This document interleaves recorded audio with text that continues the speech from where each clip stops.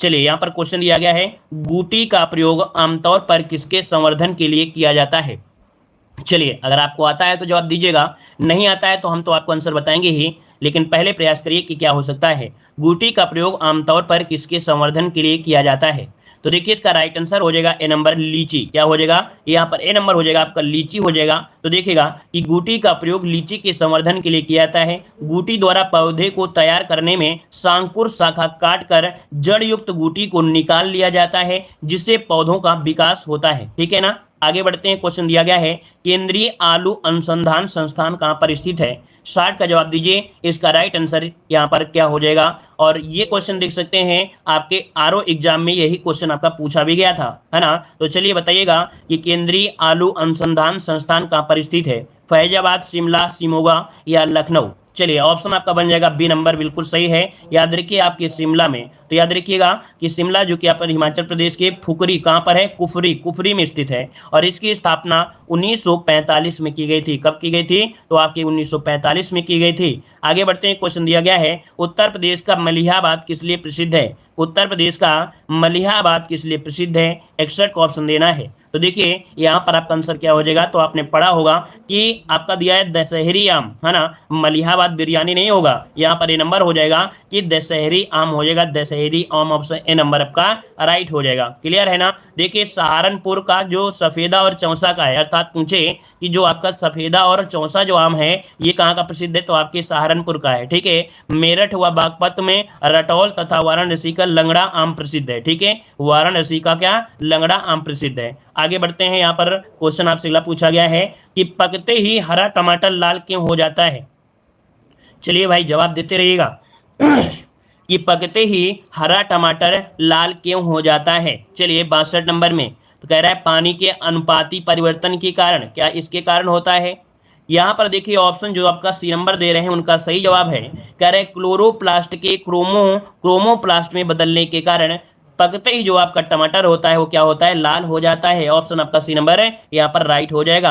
आगे बढ़ते हैं, क्वेश्चन आपसे दिया गया है, यदि दूध से क्रीम को अलग कर लिया जाए तो दूध का जो घनत्व होता है वो कम हो जाता है या बढ़ जाता है। चलिए बहुत अच्छा क्वेश्चन है, देखते हैं कितने लोग जवाब इसका सही दे पाएंगे। यदि दूध से क्रीम को अलग कर लिया जाए तो दूध का जो घनत्व होता है, डेंसिटी होती है, वो आपकी कम हो जाएगी या ज्यादा हो जाएगी। बहुत अच्छे, वेरी गुड। याद रखिएगा इसका राइट आंसर जो आपका है वो आपका ए नंबर हो जाएगा, बढ़ जाता है। उसका जो घनत्व होता है क्या होता है, बढ़ जाता है। ये क्वेश्चन कभी काफी लोगों को डाउट कर देता है एग्जाम पीरियड में। तो देखो यहाँ पर दिया गया है कि दूध से क्रीम को किस बल के कारण अलग किया जाता है। तो ये भी पॉइंट याद रखिए, दूध को क्रीम, मतलब दूध से जो क्रीम अलग की जाती है अपकेंद्रीय बल के कारण होता है। अपकेंद्रीय बल होता है जो बाहर की ओर बल लगता है, तो अपकेंद्रीय बल हो जाएगा। आगे बढ़ते हैं, क्वेश्चन आपसे दिया गया है कि पीत क्रांति किससे संबंधित है। पीत क्रांति किससे संबंधित है, यहाँ पर दुग्ध उत्पादन से, तिलहन उत्पादन से, मछली उत्पादन या खाद्यान्न उत्पादन। तो देखिए यहाँ पर आपका राइट आंसर क्या हो जाएगा, तो राइट आंसर हो जाएगा यहाँ पर बी नंबर, तिलहन उत्पादन से हो जाएगा। किससे है, तो आपके तिलहन उत्पादन से है। अब यहाँ पर देख सकते हैं कि पीली या पीत क्रांति का संबंध तिलहन से है, श्वेत क्रांति दुग्ध उत्पादन है, नीली क्रांति मछली उत्पादन है, हरित क्रांति खाद्यान्न उत्पादन है। ठीक है। आगे बढ़ते हैं, क्वेश्चन आपसे दिया है, लहसुन की तीक्ष्ण गंध का कारण क्या होता है। लहसुन में देखो एक गंध होती है ना, ये गंध का कारण क्या होता है साथियों, जवाब दीजिएगा। चलिए बहुत अच्छे, वेरी गुड। यहाँ पर देखिए काफी लोग यहाँ पर जवाब दे रहे हैं 65 नंबर में, और 65 का ऑप्शन हो जाएगा यार क्लोरो यौगिक होता है, अम्लीय यौगिक होता है, ये गंधक। तो देखिए ऑप्शन सी हो जाएगा कि इसमें से क्या होता है, गंधक यौगिक होता है। गंधक मतलब बोलते हैं सल्फर को बोलते हैं, क्या बोलते हैं, गंधक बोलते हैं, सल्फर को बोलते हैं। ये भी नोट कर लीजिएगा, आपको दिया भी गया होगा। यहाँ पर दिया देखो सल्फर यौगिक के कारण ही क्या होता है, लहसुन या प्याज में जो तीक्ष्ण गंध आती है वो आपके सल्फर अर्थात गंधक के कारण आती है। आगे बढ़ते हैं, क्वेश्चन दिया गया है, टपका किस फसल का अंतिम चरण होता है। आम, अमरूद, अनानास या नींबू। तो चलिए गांव के लोग जो होते हैं कहते हैं ना, आम पक गया है और टपका बन गया है ना, और ये टपक जाएगा नीचे, तो भाई पकने के बाद टपक जाता है ना। तो यहाँ पर देखो, यहाँ पर आपका आंसर हो जाएगा कौन सा, ए नंबर हो जाएगा। टपका जो है ये आम के अंतिम चरण होता है, जब आम पक जाता है ना, तब क्या होता है, ये टपक जाता है, इसीलिए इसे टपका कहा जाता है। याद रखिएगा, यहाँ पर देख सकते हैं आम पकने पर टपक जाता है, उसे टपका या सीकर कहते हैं। तो ये भी याद रखिए, सीकर। आप लोग गांव से हैं तो आप लोग देखा होगा जो सीकर होता है वो जल्दी पक जाती है ना। और जब आम जो पकते नहीं उसके पहले ही सीकर आपको देखने को मिल जाती हैं। ठीक है, आगे बढ़ते हैं। क्वेश्चन आपसे अगला पूछा गया है, कह रहे हैं भारत में आबादी वाले गांवों की जो कुल संख्या है वो आपकी कितनी है। चलिए, भारत में आबादी वाले गांवों की जो संख्या है वो आपकी कुल संख्या कितनी है। तो देखिए यहाँ पर आपका आंसर क्या हो जाएगा, तो आंसर हो जाएगा सी वाला हो जाएगा 59, 74 और आपका 64। ये वाला आपका हो जाएगा ऑप्शन सी हो जाएगा। तो इसका स्क्रीनशॉट लीजिए जो आपका नीचे है। भारत में कुल गांव अगर पूछे तो आपका देखिए 64 वाला है, जो कि हमने इसके पहले भी आपको बता दिया है। आबादी वाले गांव की बात करें तो आपको ये नोट करना है, गैर आबादी वाले गांव की बात करें तो इसको नोट करना है। तो इसको आप लोग कॉपी में नोट करिएगा। देखो हर चीज तो आपको आ जाती है, लेकिन ये जो डिजिट वाले होते हैं वो आपको दिक्कत कर देते हैं। तो इनको अपनी कॉपी में नोट किया करें, एक दो बार जब देखेंगे तो ऑटोमेटिक ऐसे क्वेश्चन भी आपको रट जाएंगे। ठीक है, आगे बढ़ते हैं। क्वेश्चन आपसे दिया गया है कि कच्चे फलों को पकाने के लिए कौन सी गैस प्रयोग की जाती है। कच्चे फलों को पकाने के लिए कौन सी गैस का प्रयोग करते हैं, यहाँ पर बताइए। एसिटिलीन, कार्बन डाइऑक्साइड, हाइड्रोजन या एथीन, कौन सा जवाब बनेगा। तो देखिए यहाँ पर आपका आंसर हो जाएगा डी नंबर। याद रखिए जिसका ऑप्शन आ रहा है डी नंबर, यहाँ पर डी नंबर हो जाएगा। एथीन को एथिलीन भी कहा जाता है। ठीक है, याद रखिए ऑप्शन बनेगा आपका डी नंबर हो जाएगा। और यहाँ पर अगला क्वेश्चन दिया गया है कि भारत के पशु कल्याण बोर्ड का मुख्यालय कार्यालय कहाँ पर है। भारत के भारत के पशु कल्याण बोर्ड का जो मुख्यालय है ये आपके कहाँ पर है। चलिए यहाँ पर देखिए आपका राइट आंसर अगर हम बात करते हैं तो आपका आंसर यहाँ पर हो जाएगा डी नंबर, चेन्नई में है। कहाँ पर है आपके, चेन्नई, अर्थात जो आपका मद्रास नाम सुने होंगे तो मद्रास में ही आपका चेन्नई है, याद रखिएगा। और मार्च 2018 में पशु कल्याण बोर्ड के मुख्यालय को मद्रास से बल्लभगढ़ अर्थात हरियाणा में स्थानांतरित कर दिया गया है। अर्थात जो वर्तमान में आपका पशु कल्याण बोर्ड आपका है ये आपके कहाँ पर है, तो आपके बल्लभगढ़ अर्थात आपके हरियाणा में है, याद रखिएगा। क्लियर है ना। आगे बढ़ते हैं। क्वेश्चन आपसे अगला पूछा गया है, निम्नलिखित में से कौन ग्रामीण क्षेत्र का जमीनी कर्ता धर्ता होता है। चलिए बताइएगा कि निम्नलिखित में से कौन ग्रामीण क्षेत्र का जमीनी कर्ता धर्ता होता है। राइट आंसर आपको बताना है। चलिए, कानूनगो, लेखपाल, पटवारी या तहसीलदार, कौन सा आंसर बनेगा। तो देखिए आपका आंसर हो जाएगा यहाँ पर बी नंबर, लेखपाल बन जाएगा। क्या हो जाएगा, तो आपका लेखपाल होता है। याद रखिए लेखपाल के कार्य में देख सकते हैं जमीन की नाप जोख करना या गांव की जमीन की लेखा जोखा करना, ये लेखपाल के अंतर्गत ही आता है। आगे बढ़ते हैं। क्वेश्चन दिया गया है कि निम्नलिखित में से कौन सी नदी उत्तर प्रदेश में बीहड़ों अर्थात रेवनी का निर्माण करती है। बीहड़ों का निर्माण करती है, यहाँ पर आपका 71 का जवाब देना है। आपका राइट आंसर क्या हो जाएगा, तो देखो यहाँ पर यमुना है, गोमती है, हिंडन है और आपकी गंगा है। तो इसका राइट आंसर जो आपका बनेगा वो आपका बी हो जाएगा। जो गोमती नदी है ये किसका निर्माण करती है, बीहड़ अर्थात रेवनी का निर्माण करती है, याद रखिएगा। और गोमती नदी की बात करते हैं तो इसका उद्गम है पीलीभीत के दलदली क्षेत्र में एक झील पड़ती है फुल्लर झील। क्या होती है, फुल्लर झील से निकलती है। और यह नदी देखिए सहारनपुर, लखीमपुर खीरी, गाजीपुर, सीतापुर, लखनऊ, सुल्तानपुर आदि जिलों में बहती हुई कहाँ पर जाती है, गाजीपुर के कैथी नामक स्थान पर गंगा में मिल जाती है ना। तो याद रखिए एक क्वेश्चन और बनेगा, इसकी एक सहायक नदी है सई, है ना। क्या है, सई इसकी सहायक नदी है। आगे बढ़ते हैं। क्वेश्चन आपसे अगला पूछा गया है, उत्तर प्रदेश में किस प्रकार की मिट्टी अधिकांशतः पाई जाती है। चलिए बताइएगा कि उत्तर प्रदेश में किस प्रकार की मिट्टी अधिकांशतः पाई जाती है। बलुई मिट्टी, जलोढ़ मिट्टी, लाल दोमट मिट्टी, लाल और लाल काली मिट्टी। चलिए काली मिट्टी बताइए कौन सा बनेगा। तो देखिए यहाँ पर आपका आंसर हो जाएगा कौन सी, जलोढ़ मिट्टी। हमने बताया था कि सबसे ज्यादा जो मिट्टी पाई जाती है वो आपकी जलोढ़ मिट्टी होती है, जो कि भारत में भी और आपकी उत्तर प्रदेश में भी। तो ऑप्शन आपका बी नंबर इसमें से राइट हो जाएगा। ठीक है, इसमें याद रखिए पोटास और चूना की क्या होती है, बहुलता होती है, लेकिन यहाँ पर नाइट्रोजन और फास्फोरस और ह्यूमस की क्या होती है, कमी होती है। यह मिट्टी आपकी किसके लिए, तो धान, गेहूं, गन्ना आदि के लिए उपयुक्त होती है। अगला क्वेश्चन आपसे दिया गया है कि उत्तर प्रदेश के किस भूभाग में वार्षिक वर्षा सर्वाधिक होती है। चलिए बताइएगा उत्तर प्रदेश के किस भूभाग में वार्षिक वर्षा सर्वाधिक होती है। पठारी क्षेत्र में, तराई का इलाका, अनिश्चित वर्षा या मैदानी भूभाग में। तो देखो उत्तर प्रदेश की वीडियो अगर आपने देखा होगा, उत्तर प्रदेश स्पेशल की अगर आपने क्लास लिया होगा तो आप तुरंत बता दोगे कि सर तराई के इलाके में होती है। अगर हम आपको डायग्राम से समझाएं तो देखो यहाँ से आपकी क्या होता है कि मानसून आपको यहाँ से जाता है कहाँ से, उत्तर दक्षिण यहाँ पर आपका दक्षिण पश्चिम मानसून, और ये जाता है आपके कहाँ पर, मेघालय वाले में गारो खासी जयंतियां हैं। यहाँ से मानसून क्या होता है, ऊपर तो जा नहीं पाएगा क्योंकि पहाड़ पड़ता है, तो ये ऊपर ही ऊपर अर्थात इस वाले एरिया में जाता है।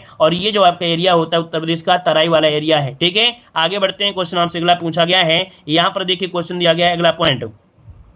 अच्छा, अगर क्वेश्चन पूछे सबसे ज्यादा वर्षा होती है तो गोरखपुर में होती है और सबसे कम वर्षा होती है मथुरा में होती है। ठीक है, अगला क्वेश्चन आपसे दिया गया है, उत्तर प्रदेश के किन जिलों में पटसन की खेती की जाती है? चलिए बताइएगा कि पटसन की खेती की जाती है कहाँ पर की जाती है। चलिए यहाँ पर बताइएगा, पटसन की खेती आपको पूछा गया है देवरिया गोरखपुर में, सहारनपुर हरदोई में, मथुरा अलीगढ़ में या इलाहाबाद और आपके फतेहपुर में। सही जवाब क्या हो जाएगा? देवरिया। देखिए कुछ लोगों ने देवरिया जवाब दिया है, क्या इसका राइट आंसर आपका सही है? तो बिल्कुल सही जवाब है यहाँ पर ए नंबर हो जाएगा। मतलब जो पटसन अर्थात देखो कपास के बाद पटसन की भारत की महत्वपूर्ण आपकी रेशेदार है। मतलब जो कपास है, कपास की तरह पटसन भी क्या है? एक रेशेदार फसल है ना। तो याद रखिए देवरिया और आपके गोरखपुर में होती है, देवरिया और गोरखपुर, ऑप्शन ए नंबर आपका राइट हो जाएगा। ठीक है, और रेशेदार जैसे कि पानी वाले एरिया में भी होता है, सबसे ज्यादा बारिश होती है गोरखपुर में, तो ऐसे भी याद रख सकते हैं। ठीक है, आगे बढ़ते हैं, क्वेश्चन आपसे अगला पूछा गया है कि स्वच्छ भारत अभियान के अंतर्गत वर्ष 2019 ग्रामीण भारत में कितने शौचालय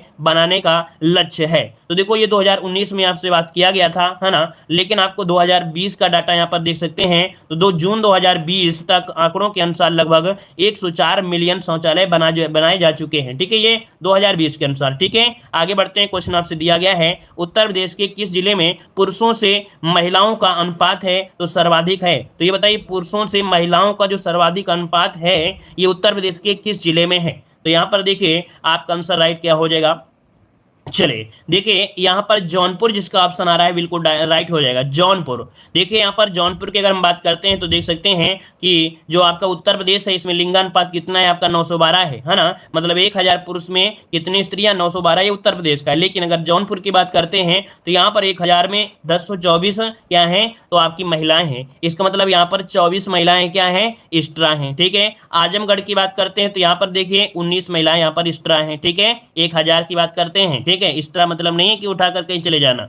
देवरिया की बात करते हैं तो यहाँ पर 17 है और आपके सुल्तानपुर में 983। अब जहां पर कमी है उसको पूर्ति कर दे, बात बराबर हो गई। ठीक है ना, तो इसको नोट करिए क्योंकि क्वेश्चन आपके पूछे जाते हैं। आगे बढ़ते हैं, क्वेश्चन आपसे अगला पूछा गया है कि ग्रामीण भारत के लिए गरीबी रेखा का आधार निर्धारित किया गया है। मतलब जो आपके कह सकते हैं क्या यहाँ पर, मतलब कह सकते हैं गरीबी रेखा का जो निर्धारण है वो किसके आधार पर करते हैं? तो देखिए यहाँ पर जो आपका आंसर रहेगा ए नंबर 27 रुपए 27 प्रतिदिन के आधार पर है। तो याद रखिएगा अगर वो एक दिन में 27 रुपया करता है ना, खर्चा करता है, तो मतलब कह सकते हैं गरीबी रेखा के आधार के अंदर आपका रखा जाएगा। ठीक है, मतलब इसके नीचे है और ऊपर करेगा तो रईस है। लेकिन शहरी क्षेत्रों में कितना? तो 33 रुपये अगर वो खर्चा करता है तो वो ठीक ठाक आपका है, उसे गरीब नहीं कहा जाएगा। ठीक है ना, और यहाँ पर आगे बढ़ते हैं, क्वेश्चन आपसे अगला पूछा गया है। यहाँ पर देखिए अगला क्वेश्चन दिया गया है, देखो ये पॉइंट दिया गया है ना 32 रुपए से कम, मतलब जो हमने बताया उससे कम वाले गरीब होंगे, उससे कम वाले गरीब नहीं होंगे। अगला क्वेश्चन दिया गया है, कह रहा है संयुक्त राष्ट्र संघ द्वारा घोषित अंतर्राष्ट्रीय योग दिवस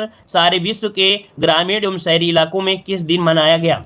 तो देख सकते हैं यहाँ पर जो आपका आंसर है वो आपका कौन सा हो जाएगा? कब मनाते हैं? तो भाई 21 जून मनाते हैं। ऑप्शन क्या हो जाएगा? बी नंबर इसका राइट हो जाएगा।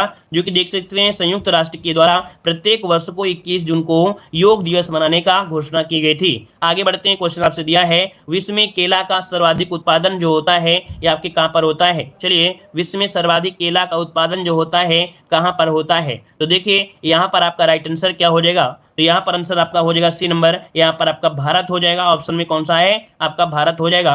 वैसे केला उत्पादन में जो जमैका है ना, अमेरिका के अंदर में एक जमैका द्वीप है, वहां पर भी होता है, जहाँ का हुसैन बोल्ट था। ठीक है, तो यहाँ पर देखिए आपके अगर पूछे भारत में केले उत्पादन में तमिलनाडु का जो आपका स्थान है वो आपका प्रथम स्थान आता है। आगे बढ़ते हैं, क्वेश्चन दिया गया है यदि पंचायत भंग होती है तो किस अवधि के अंदर चुनाव होंगे? मतलब अगर पंचायत भंग हो जाती है, जो चुनाव होंगे वो कब होंगे? 3 माह, 6 माह, 1 माह या 1 वर्ष में हो जाएंगे? तो देखिए यहाँ पर आंसर बी हो जाएगा, 6 माह में, मतलब 6 माह की अवधि के अंदर चुनाव हो जाएंगे। ऑप्शन आपका बी नंबर इसका राइट हो जाएगा। देखो 2-3 पॉइंट आपके दिए हैं। पंचायती राज 2 अक्टूबर 1959 को राजस्थान के नौगांव जिले से शुरू हुआ था। ठीक है, 73वें संविधान संशोधन के भाग 9 में है ना, और अनुसूची 11 में अनुच्छेद 243 के ए और 243 ओ तक पंचायती राज का प्रावधान है। तो ये भी पॉइंट याद रखिए क्योंकि लेखपाल में ये क्वेश्चन आपके बहुत पूछे जाते हैं। आगे बढ़ते हैं, क्वेश्चन आपसे अगला दिया गया है स्वच्छ भारत मिशन के अंतर्गत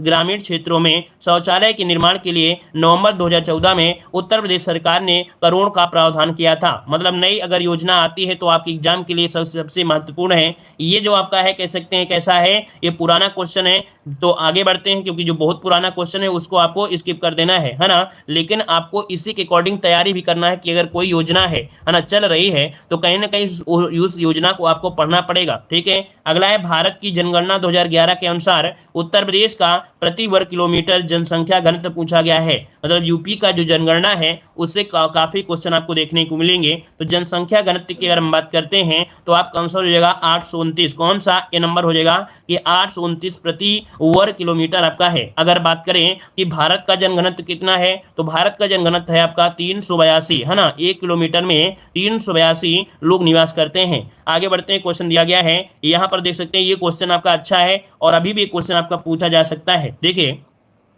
राष्ट्रीय ग्रामीण पेयजल कार्यक्रम के अंतर्गत 2022 तक देश में हर ग्रामीण व्यक्ति को उनके घरेलू परिसरों में या उनके घरों से क्षैतिज या ऊर्ध्वाधर दिशा से 50 किलोमीटर की दूरी पर कम से कम कितने लीटर प्रतिदिन पेयजल उपलब्ध होना चाहिए। तो देखो, ये क्वेश्चन पहले भी पूछा गया था और इस बार को भी पूछा जाएगा।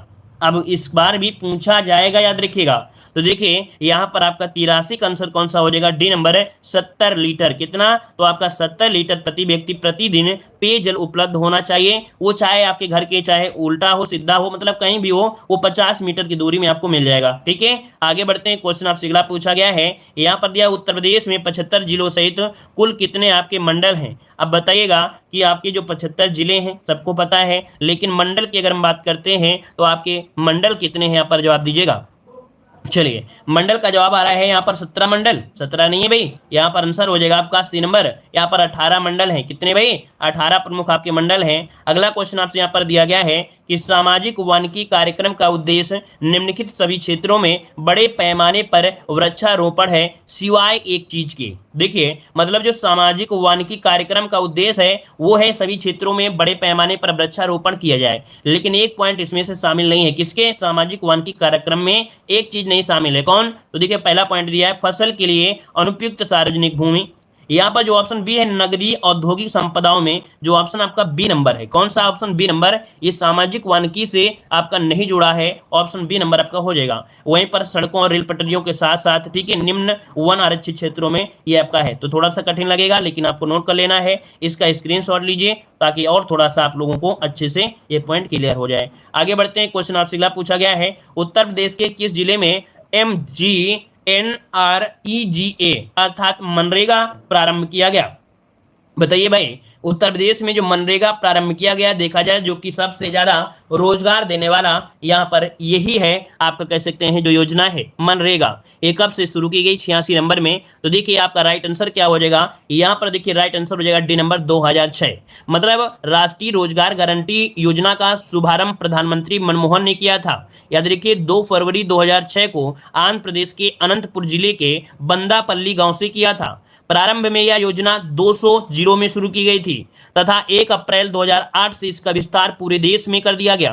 वर्ष 2009 में केंद्र सरकार द्वारा इसका नाम बदलकर महात्मा गांधी राष्ट्रीय ग्रामीण रोजगार गारंटी अधिनियम कर दिया गया। ठीक है ना। अब देख सकते हैं कि 100 दिन का कार्य के लिए आप क्या कह सकते हैं। ठीक है, तो इसको नोट करिए, हर एक डिटेल आपको मनरेगा के बारे में दी गई है और हमें 100% है कि एक क्वेश्चन आपको मिलेगा ही मिलेगा, इसका एक नंबर मिलेगा ही मिलेगा। तो इसे नोट करिएगा, ये कब से शुरू हुआ, कहां से स्टार्टिंग हुई थी, कब लागू किया गया, हर जगह कहां से लागू हुई थी, तो इसका नोट कर लीजिएगा, हर एक पॉइंट नोट कर लेना है। ठीक है ना, क्लियर है ना। चलिए आगे बढ़ते हैं। क्वेश्चन दिया गया है कि क्षेत्रफल की दृष्टि से उत्तर प्रदेश का भारत के राज्यों में कौन सा स्थान है। चलिए यहां पर देखिए बिल्कुल आपका राइट आंसर हो जाएगा कि यहां पर भारत के राज्यों में कौन सा स्थान है, तो आपका आंसर हो जाएगा चौथा स्थान है, क्या है ना। यहां पर देख सकते हैं अगर पॉइंट आपसे पूछे सबसे पहला कि उत्तर प्रदेश का क्षेत्रफल भारत की क्षेत्रफल है कितना % है, तो 7.33 है। कई बार हमने आपको पढ़ाया भी है। ठीक है ना। और देख सकते हैं चौथा स्थान है, पहला स्थान राजस्थान का, दूसरा मध्य प्रदेश का, तीसरा महाराष्ट्र का है, याद रखिएगा। ठीक है, और जनसंख्या में तो आपको पता है उत्तर प्रदेश से ज्यादा कोई है ही नहीं है। ठीक है, अगला क्वेश्चन आपसे दिया गया है कि 9वीं पंचवर्षीय योजना, मतलब आप लोगों को एक पॉइंट ये भी पढ़ना है, जो आपकी पंचवर्षीय योजना रही है उनसे संबंधित भी क्वेश्चन आपको पढ़ लेना है पहले से ही, ठीक है। तो 9वीं पंचवर्षीय योजना में ग्रामीण क्षेत्रों में बीपीएल के लिए निश्चित की गई वार्षिक पारिवारिक आय का जो स्तर था वो आपका क्या रहा है। तो देखिए 9वीं पंचवर्षीय योजना में जो निर्धारित कर दिया गया था वो कितना रख दिया गया था, तो आपका यहाँ पर 20,000 रख दिया गया, जिसको हमने इसके पहले भी आपको पढ़ा भी दिया है, ठीक है। आगे बढ़ते हैं, क्वेश्चन आपसे अगला पूछा गया है कि उत्तर प्रदेश में प्रमुख रेल इंजन संयंत्र कहाँ स्थित है। उत्तर प्रदेश में प्रमुख रेल इंजन संयंत्र कहाँ पर स्थित है साथियों, यहाँ पर जवाब दीजिएगा। जो लोग बाद में जुड़े हुए वीडियो को लाइक शेयर भी करते रहें, ठीक है। चलिए तो देखिए यहाँ पर कुछ लोग जवाब दे भी दिए हैं और आपका राइट आंसर यहाँ पर आ चुका है, सी नंबर मुगल सराय में है। मतलब उत्तर प्रदेश में रेल संयंत्र कहाँ पर है, तो आपके मुगल सराय में क्षेत्र में आपका स्थित है। आगे बढ़ते हैं, क्वेश्चन दिया गया है कि उत्तर प्रदेश राजमार्ग भू नियंत्रण अधिनियम किस वर्ष में पारित किया गया। 90 का ऑप्शन दीजिएगा कि उत्तर प्रदेश राजमार्ग भू नियंत्रण अधिनियम कब पारित किया गया। तो याद रखिए ये 45 में पारित कर दिया गया था। कब? 45, मतलब आपका हो जाएगा सी नंबर 1945। कब? 1945 में ऑप्शन आपका सी नंबर राइट हो जाएगा। आगे बढ़ते हैं, क्वेश्चन आपसे अगला पूछा गया है, कह रहा आपसे अंबेडकर विशेष रोजगार योजना के अंतर्गत सामान्य श्रेणी लाभार्थियों के लिए उपलब्ध इकाई लागत प्रतिशतता एवं अधिकतम आर्थिक सहायता जिसे सब्सिडी बोलते हैं, इसकी धनराशि क्या है। अर्थात यहाँ पर एक योजना है अंबेडकर विशेष रोजगार योजना, इसमें से कितने प्रतिशत और कितना आपका लाभ होगा। तो यहाँ पर आपका 25% और आपका 7500 रुपए ये आपका हो जाएगा। इसकी शुरुआत कब की गई थी, तो आपके 1991 में इसकी शुरुआत की गई थी। याद रखिए यहाँ पर आपको दिया गया है कि इसकी शुरुआत 1991 में की गई थी। योजना का मुख्य उद्देश्य था ग्रामीण क्षेत्रों में स्थानीय संसाधन और आवश्यकताओं को देखते हुए बहुआयामी योजनाओं का निर्माण करना, विस्तार करना, ठीक है ना। चलिए आगे बढ़ते हैं, क्वेश्चन आपसे अगला पूछा गया है, मध्याह्न भोजन कार्यक्रम के अंतर्गत मध्याह्न भोजन के पकाने, परोसने व उपभोग करने में स्वच्छता का ध्यान रखने के लिए जांच पड़ताल कितनी आवृत्ति पर करनी चाहिए। इससे रिलेटेड एक क्वेश्चन हो जाता है जो इसका आंसर अलग होता है, लेकिन यहाँ पर देख लीजिएगा, कह रहा मध्याह्न भोजन कार्यक्रम के अंतर्गत भोजन के पकाने, परोसने और उपभोग करने में स्वच्छता का ध्यान रखने के लिए जांच पड़ताल कितनी आवृत्ति पर करनी चाहिए। इसका तो आप बताइएगा कि यहाँ पर जो आपका भोजन है उसकी क्वालिटी है ना, उसके परोसने, उसकी स्वच्छता का ध्यान रखने के लिए मतलब कितने दिन में कर लेना चाहिए। चलिए भाई 92 का जवाब देना है और 92 का आंसर क्या हो जाएगा। चलिए सभी का जवाब आ रहा है यहाँ पर ए नंबर, मतलब दैनिक करना चाहिए, बिल्कुल सही है, मतलब डेली यहाँ पर हो जाए। उसके स्वच्छता की बात हो रही है ना। अगर ये पूछ लेता कि बच्चे के पोषाहार, क्या बच्चे के पोषाहार की जांच कब करनी चाहिए, तब वो क्वेश्चन आपका आंसर अलग हो जाता है। लेकिन यहाँ पर जब खाने की स्वच्छता की बात करता है तब आपकी दैनिक हो जाती है, ठीक है। आगे बढ़ते हैं, प्रश्न आपसे अगला पूछा गया है, अच्छा क्वेश्चन अगर पूछे कि इसकी शुरुआत कब की गई थी, तो याद रखिए इस कार्यक्रम की शुरुआत हुई थी 15 अगस्त 1995 को इसकी शुरुआत की गई थी, ठीक है। आगे बढ़ते हैं, प्रश्न आपसे अगला पूछा गया है, कह रहा है ग्राम पंचायत में महिलाओं के लिए कितने प्रतिशत पद आरक्षित होने चाहिए। चलिए यहाँ पर 93 का जवाब देना है, 93 का राइट आंसर यहाँ पर क्या हो जाएगा। तो चलिए यहाँ पर देखते हैं कितने लोग जवाब सही देंगे। चलिए जवाब आ रहा है ए नंबर। देखो ग्राम पंचायत की बात हो रही है, जिला पंचायत की बात नहीं हो रही है ना। ग्राम पंचायत की बात हो रही तो आपका 33% होगा। अगर जिला पंचायत की बात करता तब हम लोग 50% कहते। तो ऑप्शन क्या हो जाएगा यहाँ पर ए नंबर राइट हो जाएगा। आगे बढ़ते हैं, प्रश्न आपसे अगला पूछा गया है, यहाँ पर देखिए अगला क्वेश्चन, उत्तर प्रदेश के वित्तीय स्वास्थ्य की देखरेख तथा सरकारी लेन देनों में पारदर्शिता लाने के लिए कौन सी वेबसाइट तैयार की गई है। चलिए बताइएगा भाई साथियों, यहाँ पर जवाब दीजिएगा कि उत्तर प्रदेश राज्य के वित्तीय स्वास्थ्य की देखरेख तथा सरकारी लेन देन में पारदर्शिता लाने के लिए कौन सी वेबसाइट तैयार की गई थी। तो चलिए 94 का आंसर हो जाएगा, यहाँ पर हो जाएगा केशवानी। कौन सी? केशवानी, जिसका ऑप्शन आ रहा है बिल्कुल राइट हो जाएगा। यहाँ पर आपका आंसर हो जाएगा सी नंबर हो जाएगा, केशवानी हो जाएगा, ठीक है। कोसवानी होता है, कोसवानी कहीं होता है, कोसवानी अच्छा लिखा है, कोसवानी ही लिखा है, ठीक है। तो क्या हो जाएगा, कोसवानी हो जाएगा। आगे बढ़ते हैं, प्रश्न आपसे पूछा गया है कि मध्य भारत में 1 बीघा कितने हेक्टेयर के बराबर होता है। मध्य भारत में 1 बीघा कितने हेक्टेयर के बराबर होता है, जवाब दीजिएगा। सभी साथी यहाँ पर जवाब देंगे, साथ साथ में जवाब देते हुए चलेंगे। तो देखिए यहाँ पर 95 का ऑप्शन याद रखिए, ए नंबर इसका राइट हो जाएगा। 0.2529 हेक्टेयर के बराबर होता है, याद रखिए इसका राइट आंसर हो जाएगा कौन सा, ए नंबर हो जाएगा। कुछ डिजिट हैं जो कि आपकी पूछी जाती हैं, जैसे 1 बीघा बराबर पूछे कितने वर्ग गज के हैं, तो आपका 3025 वर्ग गज के होता है। 1 एकड़ में बीघा पूछे तो 1.6 बीघा होता है। 1 हेक्टेयर में अगर बीघा पूछे तो 3.95 होता है बीघा। तीन डिजिट को पढ़ लीजिए, क्योंकि 3 डिजिट में 1 डिजिट पूछी जानी है, याद रखिए। इसे मोबाइल में ऐसे सजा लीजिए, समझिए 1-2 दिन के लिए अपना डीपी लगा दीजिए, क्योंकि ये क्वेश्चन 3 क्वेश्चन में, ये 3 पॉइंट में क्वेश्चन पूछा ही पूछा जाएगा। ठीक है, चलिए आगे बढ़ते हैं। प्रश्न आपसे अगला पूछा गया है कि कौन से शास्त्रीय नृत्य उत्तर प्रदेश में उद्भव हुआ है। चलिए कौन सा शास्त्रीय देखो नृत्य की बात करता थोड़ा हम लोग कंफ्यूज होते हैं, लेकिन भाई आपको पता है उत्तर प्रदेश में जो शास्त्रीय नृत्य है वो आपका कौन सा है, एक ही है आपका कथक है। तो ऑप्शन क्या हो जाएगा यहाँ पर सी नंबर हो जाएगा, कथक हो जाएगा। ठीक है ना, अब यहाँ पर देख लीजिएगा कथक है आपके कहाँ का, उत्तर प्रदेश का। भारतनाट्यम कहाँ का है तो आपके तमिलनाडु का है। कुचिपुड़ी की अगर बात करते हैं तो आपके आंध्र प्रदेश का हो जाएगा। घूमर की बात करते हैं तो आपके राजस्थान का हो जाएगा। क्लियर है ना, चलिए आगे बढ़ते हैं। प्रश्न आपसे अगला है जमाबंदी से क्या तात्पर्य है, बताइए भाई। जमाबंदी कई बार हमने आपको क्वेश्चन पढ़ाया भी है, मतलब ऐसे क्वेश्चन को देखकर तो आप लोग तुरंत जवाब दे सकते हैं कि जमाबंदी से क्या तात्पर्य होता है। तो देखिए ऑप्शन जे का आ रहा है सी नंबर, मतलब भू अधिकारों के प्रलेख से होता है। ऑप्शन क्या हो जाएगा, सी नंबर आपका राइट हो जाएगा। जो लोग गलती कर रहे हैं तो इसका मतलब है कि आप लोग रेगुलर क्लास नहीं लेते हैं।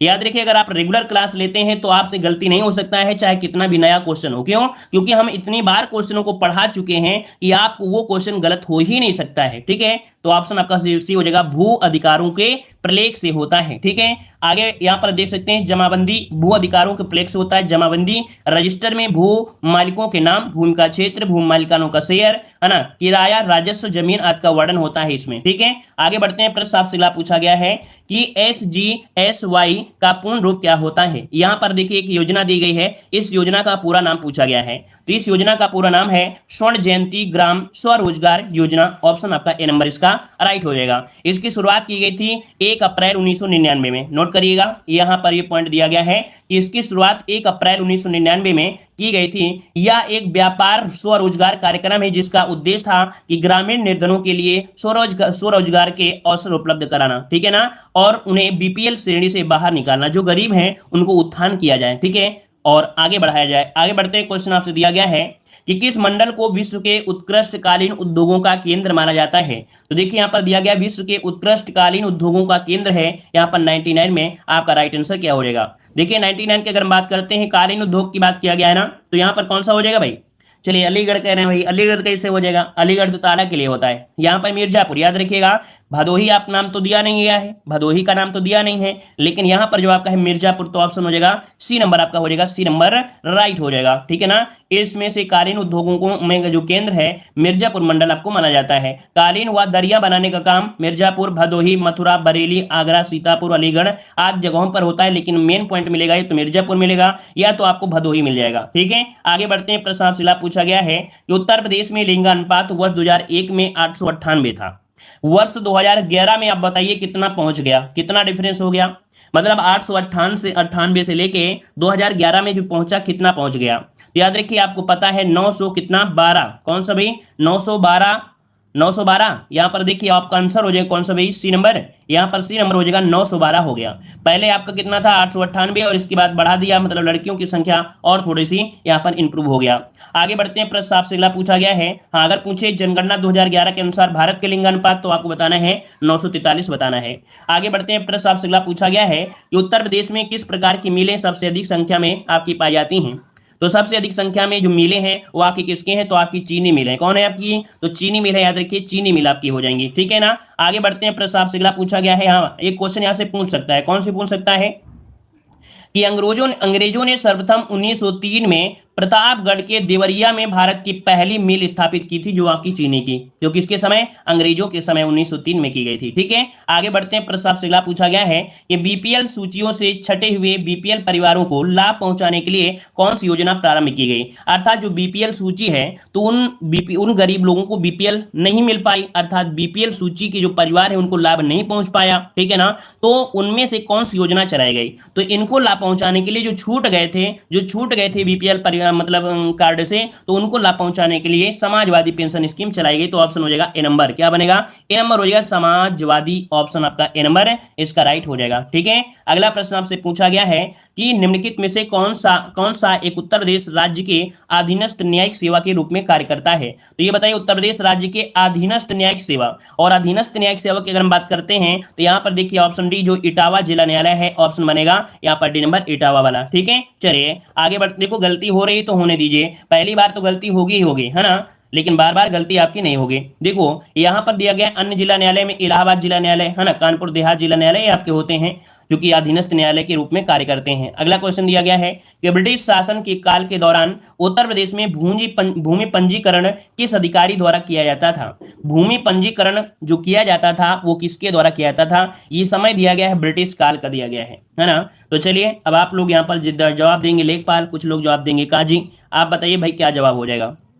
चलिए तो देखिए यहाँ पर जो आपका आंसर आ रहा है सी नंबर, यहाँ पर लेखपाल हो जाएगा। क्या हो जाएगा? लेखपाल। इसका आंसर आपका सी नंबर है, राइट हो जाएगा। सी नंबर आपका हो जाएगा। हाँ याद रखिए, अब आपका उसका नाम पटवारी भी हो सकता था, तो लेकिन ऑप्शन आपका सी नंबर राइट हो जाएगा। आगे बढ़ते हैं क्लास का। अगला क्वेश्चन आपसे दिया गया है कि राज्यसभा में कितनी सीटें उत्तर प्रदेश से हैं? राज्यसभा में जो सीटें हैं उत्तर प्रदेश की वो कितनी हैं? तो आपका आंसर क्या हो जाएगा? डी नंबर 31 सीटें हैं। क्या भाई 33 सीटें हैं ना, आपने पढ़ा होगा 31 सीटें। आगे बढ़ते हैं। अच्छा लोकसभा की अगर बात करते हैं, लोकसभा में तो आपकी 80 सीटें हैं लोकसभा में। अगला प्रश्न आपसे दिया गया है कि कौन सी उपभाषा राज्य के पश्चिमी भागों में, जैसे कि आपका रोहिलखंड है, ऊपरी दोआब है, इसमें से बोली जाती है? तो देखिए आपका जवाब क्या हो जाएगा। तो देखिए आपका रोहिलखंड और आपका ऊपरी दोआब, अर्थात यहाँ पर जो आपका खड़ी बोली है, यहाँ पर आंसर हो जाएगा बी नंबर। अगला प्रश्न यहाँ पर देखिएगा दिया है, तहसील स्तर पर सरकारी निकायों को क्या कहा जाता है? तहसील स्तर पर सरकारी निकायों को क्या कहा जाता है? पंचायत समिति, ग्राम सभा, ग्राम पंचायत या नगर पालिका, क्या कहा जाएगा? चलिए तहसील स्तर की बात कर रहा है तो 107 का यहाँ पर आपका राइट आंसर यहाँ पर हो जाएगा पंचायत समिति हो जाएगा। क्या हो जाएगा? ए नंबर पंचायत समिति हो जाएगा। ए नंबर इसका राइट हो जाएगा। ठीक है, आगे बढ़ते हैं। प्रश्न आपसे अगला पूछा गया है, यहाँ पर देखिए अगला क्वेश्चन दिया गया है कि 2011 की जनगणना के अनुसार उत्तर प्रदेश का सबसे अधिक जनसंख्या वाला शहर कौन सा है? तो चलिए बताइएगा कि सबसे अधिक जनसंख्या वाला शहर पूछा गया है 2011 की जनगणना के अनुसार, कौन सा बनेगा? चलिए बहुत अच्छी बात है, यहाँ पर देख सकते हैं आपका ऑप्शन हो जाएगा कौन सा? ए नंबर। चलिए ए नंबर देखिए काफी लोग जवाब दे रहे हैं ए नंबर, लेकिन दिया गया है 2011 की जनगणना के अनुसार उत्तर प्रदेश के सबसे अधिक जनसंख्या वाला शहर कानपुर होना चाहिए भाई। यहाँ पर कानपुर होना चाहिए, लखनऊ तो नहीं होना चाहिए, कानपुर होना चाहिए। ठीक है, लेकिन इसमें शायद पॉइंट में गड़बड़ी दी गई है, तो कानपुर होना चाहिए। ठीक है, अगला क्वेश्चन आपसे दिया गया है कि हाल ही में केंद्र सरकार को प्रस्तुत की गई सी रंगराजन की रिपोर्ट के अनुसार कोई व्यक्ति जो ग्रामीण क्षेत्रों में है अधिक खर्च करता है उसे गरीब नहीं कहा समझा जाएगा। मतलब कह सकते हैं ये क्वेश्चन देखो रिपीट हुए हैं, इसके पहले भी क्वेश्चन हमने आपको करा भी दिया है। मतलब जो 32 रुपए खर्च करता है ना, 32 रुपए खर्च करता है भाई, वो गरीब नहीं होगा। ठीक है, अगर ग्रामीण क्षेत्र में रह रहा है और 32 रुपए दिन में खर्च कर रहा है तो वो गरीब की श्रेणी में नहीं आएगा। ठीक है, और अगर शहर में है और वो 47 रुपए खर्च कर रहा है तो गरीब नहीं कहा जाएगा। ठीक है, चलिए आगे बढ़ते हैं। प्रश्न आपसे अगला पूछा गया है, उत्तर प्रदेश के निम्नलिखित शहरों में से किससे पीतल उत्पादों का अधिकतम निर्यात किया जाता है? पीतल उत्पाद जो किए जाते हैं कहां से किए जाते हैं? तो देखिए पीतल की अगर हम बात करते हैं तो पीतल की कई प्रकार की चीजें होती हैं ना, पीतल के आपके धातु भी होते हैं, आभूषण होते हैं, है ना। तो देखिए यहाँ पर आपका आंसर हो जाएगा कौन सा? ए नंबर आपका मुरादाबाद हो जाएगा। ए नंबर है मुरादाबाद हो जाएगा। अब यहाँ पर इसको स्क्रीनशॉट ले लीजिएगा कि जैसे मुरादाबाद है पीतल के उत्पाद के लिए, कलात्मक आभूषण के लिए और बोन ज्वेलरी के लिए। वाराणसी रेशम ऊनी हस्तशिल्प के लिए आता है। लकड़ी के खिलौने भी आपसे क्वेश्चन बनता है तो इसको पूछ लीजिएगा, मतलब पढ़ लीजिएगा। कानपुर में तो चमड़ा उत्पादन के लिए होता है, सॉफ्टवेयर हो गया, है ना, और आपके हैंडलूम के लिए, रसायन के लिए होता है। लखनऊ में आप देख सकते हैं तो आपके फ्लोरिकल्चर हो गया, आयुर्वेदिक औषधि, हर्बल, ये आपके मिलते हैं। स्क्रीनशॉट ले लीजिएगा। ठीक है, आगे बढ़ते हैं। प्रश्न आपसे अगला पूछा है, उत्तर प्रदेश कितने जिलों में विभक्त किया गया है? तो ये तो बच्चे को पता होना चाहिए कि जिले कितने भाई, तो आपके 75 जिला है और आपके 18 मंडल हैं। ठीक है ना, तो ऑप्शन हो जाएगा ए नंबर राइट हो जाएगा। आगे बढ़ते हैं। प्रश्न आपसे अगला पूछा गया है कि अंबेडकर विशेष रोजगार योजना के अंतर्गत परिवार की इकाई लागत से कम नहीं होनी चाहिए। यहां पर देखिए एक योजना है आपकी, कौन? अंबेडकर विशेष रोजगार योजना। इसके अंतर्गत परियोजना की जो इकाई लागत है इससे कम नहीं होनी चाहिए। किससे कम नहीं होनी चाहिए? तो यहां पर देखिए आपका आंसर हो जाएगा डी नंबर 50,000 से कम नहीं होनी चाहिए। यहां पर ऑप्शन डी नंबर इसका राइट हो जाएगा। देखिए काफी लोग जवाब दे रहे हैं डी नंबर, तो आपका डी नंबर इसका राइट हो जाएगा। अब क्वेश्चन पूछेगा इसकी शुरुआत कब हुई थी? तो इसकी शुरुआत हुई थी आपके 1991 में। कब से? तो आपके 1991 से हुई थी। इसका राइट आंसर बनेगा कौन सा? यहाँ पर 1991 हो जाएगा। आगे बढ़ते हैं। प्रश्न आपसे अगला पूछा गया है कि सुल्तानपुर में सामाजिक वानिकी योजना की कुशल कार्यप्रणाली के लिए केंद्रीकृत डाटाबेस की समस्या का समाधान करने की जो पहल की गई है वो आपकी कौन सी है? तो चलिए 113 नंबर का जवाब देना है। चलिए 113 की अगर हम बात करते हैं तो यहाँ पर आपका क्या हो जाएगा? ए नंबर बनेगा या डी नंबर बनेगा? हो सकते हैं कि ऑप्शन इधर उधर आपके हो गए हों।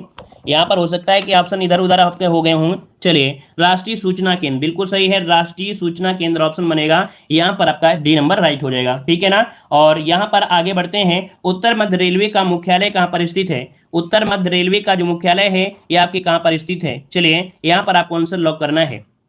चलिए एनसीआर अर्थात आपके यहाँ पर इलाहाबाद, ऑप्शन बी हो जाएगा इलाहाबाद। आगे बढ़ते हैं, प्रश्न आपसे अगला पूछा गया है कि भारत में स्थित किस शहर को विश्व का सबसे पुराना शहर माना जाता है? तो देखिए विश्व का सबसे पुराना शहर कौन सा है? यहाँ पर आपका वाराणसी हो जाएगा, ऑप्शन बी हो जाएगा वाराणसी, यहाँ पर राइट हो जाएगा। ठीक है, चलिए क्वेश्चन आपके रिपीट हुए, हमको लगता है ये सब क्वेश्चन हो चुके हैं ना।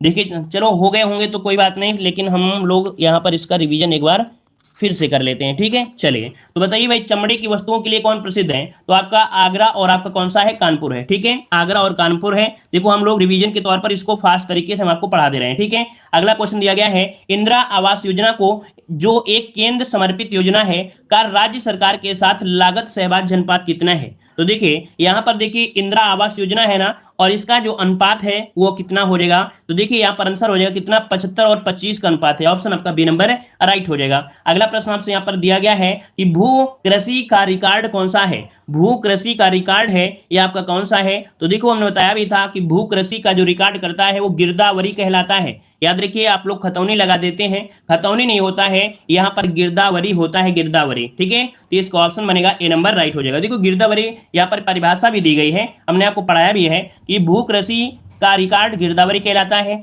यह एक प्रकार का फसल सर्वे है जो साल में 2 बार होता है। खतौनी क्या होती है? खतौनी यह किसान के पास कुल कितनी भूमि है इसका जो इंद्रजाल होता है, मतलब उसके बारे में बायोडाटा होता है, वो खतौनी में होता है। जमाबंदी क्या होती है? रिकॉर्ड ऑफ राइट, अर्थात किसान की समस्त कृषि भूमि का विवरण एक ही रजिस्टर में होता है। ठीक है, चलिए आगे बढ़ते हैं। प्रश्न आपसे अगला पूछा गया है, एक बिस्वा का एक बीघा से अनुपात पूछा गया है, तो आप लोग तुरंत बता सकते हैं कि एक बिस्वा का एक बीघा कितना होता है? तो एक बिस्वा हो जाएगा। ठीक है, एक बीघा एक बिस्वा। ठीक है, समझ गए होंगे, एक बीघे में 20 विस्वा होते हैं। ठीक है, चलिए यहां पर अगला क्वेश्चन दिया है, एक एकड़ में कितने वर्ग, एक एकड़ कितने वर्गज के बराबर होता है? एक एकड़ कितने वर्गज के बराबर होता है? तो अब आप बताइए क्या राइट हो जाएगा?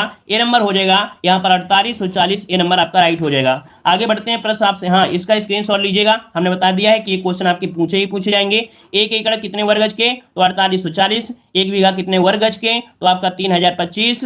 एक एकड़ में बीघा तो 1.6, एक हेक्टेयर में कितना बीघा? तो 3.95। तो इसको जरूर आप लोग नोट कर लीजिएगा। अगला है यहाँ पर दिया गया है NREGP का पूर्ण रूप क्या होता है? तो इसका पूर्ण रूप क्या होता है भाई? तो देखिए इसका राइट आंसर हो जाए आपका सी नंबर, कि राष्ट्रीय ग्रामीण रोजगार गारंटी कार्यक्रम। याद रखिए NREGP, मतलब एक आपका क्वेश्चन ऐसे पूछा जाएगा कि उसका फुल फॉर्म पूछा जाएगा, वो कोई योजना हो सकती है। तो यहाँ पर राष्ट्रीय ग्रामीण रोजगार गारंटी कार्यक्रम होता है, याद रखिए। और इसकी शुरुआत हुई थी 2 फरवरी 2006 को आंध्र प्रदेश के अनंतपुर जिले के बंदापल्ली गांव से की गई थी। ठीक है, आगे बढ़ते हैं। प्रश्न आपसे अगला पूछा गया है, यहाँ पर देखिए अगला क्वेश्चन कि जिला अस्पतालों के लिए भारतीय लोक स्वास्थ्य मानकों के अनुसार 10 लाख जनसंख्या वाले प्रत्येक जिले में कम से कम कितने बिस्तर होने चाहिए? तो इसका भी आंसर आप बता सकते हैं, 300 बिस्तर होना चाहिए, बी नंबर। अगला प्रश्न आपसे दिया गया है, घरेलू व्यक्तिगत सौर जल हीटर के लिए आर्थिक सहायता योजना के अंतर्गत उत्तर प्रदेश राज्य में क्या प्रोत्साहन दिया गया? तो यहां पर देखो क्या प्रोत्साहन हो जाएगा? बट्टा। क्या हो जाएगा? बट्टा। देखो कल गलती हो रही थी, लेकिन आज आप लोगों से गलती नहीं होगा, क्योंकि भाई दोबारा से ये रिवीजन आपका हो गया है। अगला प्रश्न दिया गया है, उत्तर प्रदेश की प्रमुख वाणिज्यिक फसल आपकी कौन सी है? तो वाणिज्यिक फसल दिया गया है, तो आंसर हो जाएगा बी नंबर, गन्ना हो जाएगा। क्या हो जाएगा भाई? गन्ना हो जाएगा। और आगे बढ़ते हैं, बस आगे नहीं बढ़ते हैं, बस यहीं तक आपका था।